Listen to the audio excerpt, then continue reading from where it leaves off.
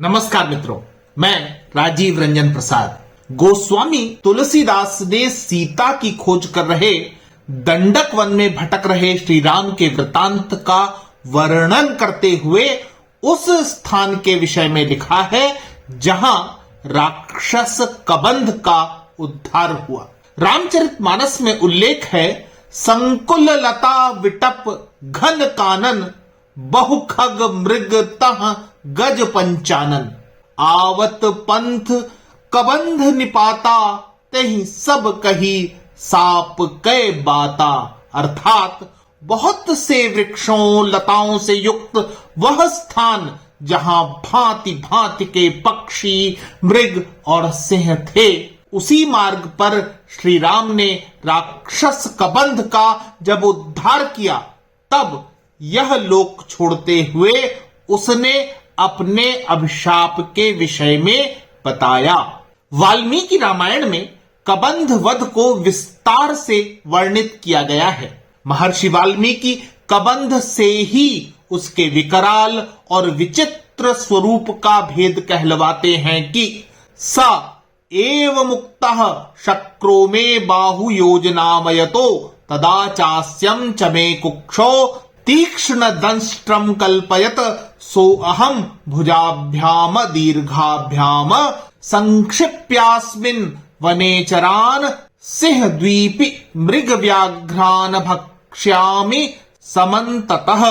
अर्थात इंद्र ने मेरी भुजाएं एक एक योजन कर दी, मेरे पेट में तीखे दाढ़ों वाला मुख उत्पन्न कर दिया। इस प्रकार मैं अपनी विशाल भुजाओं द्वारा वन में रहने वाले सिंह, चीते, हिरण, बाघ आदि जंतुओं को समेट कर खाया करता था। दोनों ही संदर्भों में से कविता तत्वों को अलग करें तो कबंध नाम के विचित्र रूप आकार वाले राक्षस की जानकारी मिलती है। बात कबंध की इसलिए कि रामायण में ऐतिहासिकता की तलाश करते हुए अपनी शोध यात्रा में मैं ऐसे ही एक स्थान पर पहुंचा जिसका संबंध कबंध से बताया जाता था। यह स्थान है दंडक वन का रक्साहाड़ा। आज उस रहस्यमयी पुरातात्विक एवं जैव विज्ञान की दृष्टि से महत्वपूर्ण स्थली की ओर चलते हैं जिसका नाम है रक्साहाड़ा, जिस स्थान का संबंध राम कथा से जोड़ा जाता है। दंडक वन श्री राम की वनवास स्थली, मुख्य कर्म भूमि रहा है। भूगोल के आधार पर यह भी समझें कि पश्चिमी घाट से जुड़े पर्वतों को पुराणों में सह्य पर्वत माना गया है। गोदावरी नदी को सह्य पर्वत से ही निकला हुआ बताया जाता है। इस अति विस्तृत पर्वत श्रृंखला की एक उपशाखा कुंजवान पर्वत की पहचान बस्तर क्षेत्र में होती है।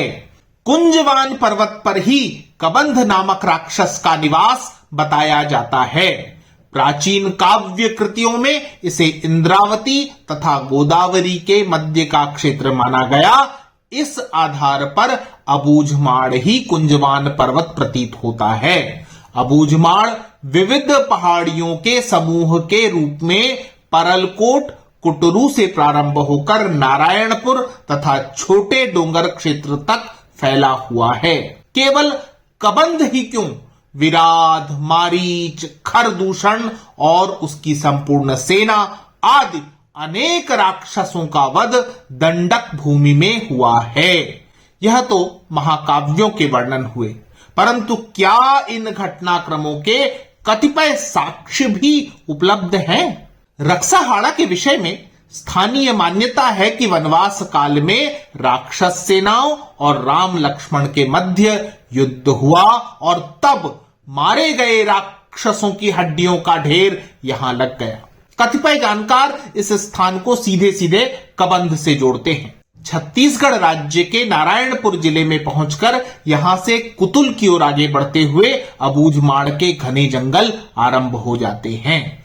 कुछ आगे सुनसान पहाड़ी मोड़ पर एक खाई दिखाई पड़ती है। नीचे उतरने पर वह स्थान है जिसे स्थानीय रक्साहाड़ा कहते हैं। हां, रक्साहाड़ा अर्थात राक्षसों की हड्डियां। क्या यह नाम अतीत के घटनाक्रमों की ओर कोई इशारा करता है? राक्षसों की हड्डियां केवल स्थान का नाम है अथवा सचमुच इस स्थान पर राक्षसों की हड्डियां हैं? यदि हैं तो कैसे ज्ञात कि ये राक्षसों की अस्थियां ही होंगी? ये कुछ वे प्रश्न थे जिन्हें लेकर मैं भी रक्साहाड़ा पहुंचा था।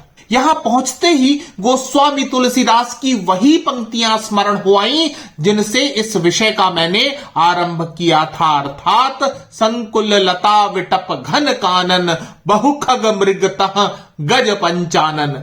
बिल्कुल यही इस स्थान पर दृष्टिगोचर होता है।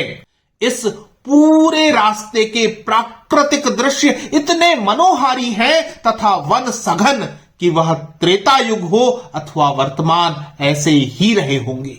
विशाल वट वृक्ष जिसकी जड़ों ने कई उपवृक्ष जनित कर दिए हैं, वह इस स्थल के मध्य में गर्व से खड़ा दिखाई पड़ता है।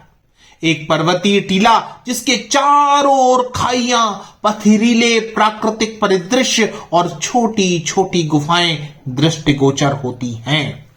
घाटी में थोड़ा नीचे उतरने पर वह स्थान है जहां सफेद चट्टानों का अंबार है। मान्यता है कि इस स्थान पर ही मृतक राक्षसों की हड्डियां इस बड़ी मात्रा में एकत्र हुई कि उसने एक पर्वतीय टीले का स्वरूप ग्रहण कर लिया। अपघटन से पर्वतीय पत्थरों ने स्वयं में हड्डियों का गुणधर्म भी ग्रहण कर लिया है। रक्साहाड़ा पहुंचकर परिवेश विवेचित करते ही प्रथम दृष्टया पुष्टि होती है कि यह पूरा स्थान फॉजिल अथवा जीवाश्म निर्मित है। सफेद टीले के चारों ओर असमान और छिद्र भरी अवसादी चट्टानें विद्यमान हैं।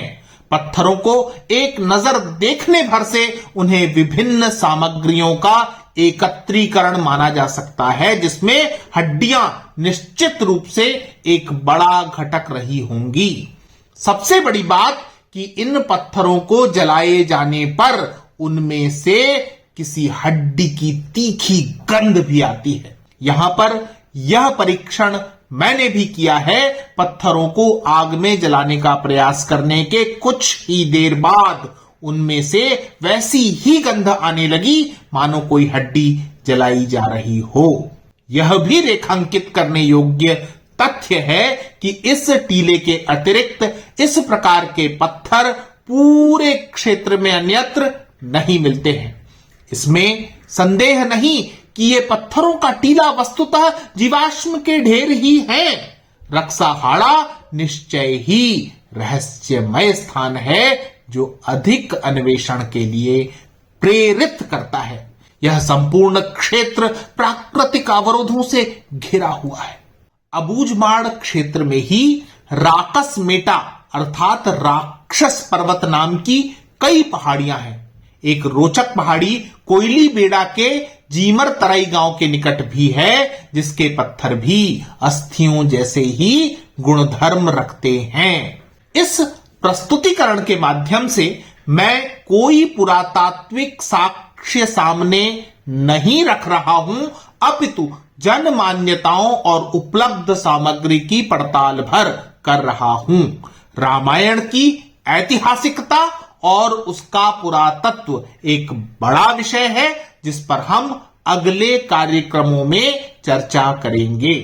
मित्रों, आज इतना ही। फिर मिलता हूं ऐसे ही किसी ऐतिहासिक संदर्भ के साथ।